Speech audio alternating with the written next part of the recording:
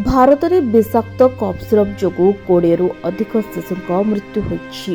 विश्व स्वास्थ्य संगठन हु एही विषय को ध्यान देछि।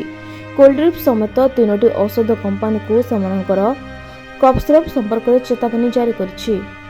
एही औषध मध्य प्रदेश रे अनेक शिशुओं मृत्युर कारण होइथिला। जदि कफ सिरप गुड़िक कौन स्थान में देखा जाए तेज तुरंत रिपोर्ट करने को हु अनुरोध करिछि।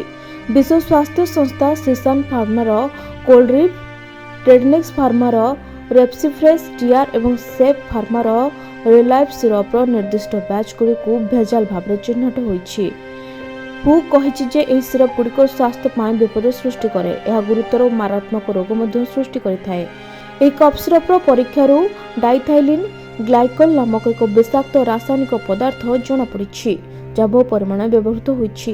गुरुत्वपूर्ण कथा हेउछि एही रासायनिक पदार्थर रंग किंवा गंध नाही, जहाँ परीक्षा बिना चिन्हट करबा कष्टकर होई पड़िबो। यह सिरप को मीठा करबा पई व्यवहृत हुए। यह मध्य आश्चर्यजनक जे डाइथाइलिन ग्लाइकलर व्यवहार मानव स्वास्थ्य पई विपदपूर्ण अटे। तमिलनाडुर सीसान औषध कंपनीर लाइसेंस संपूर्ण बातिल करा जायछि। कंपनी को बंद करबा पई एक निर्देश मध्ये जारी करा जायछि।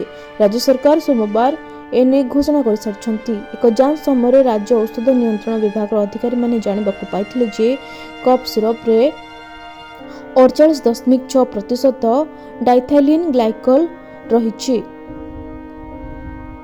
कंपनीर मालिक जी रंगनाथन को मध्य गिरफ्त करा जायछि।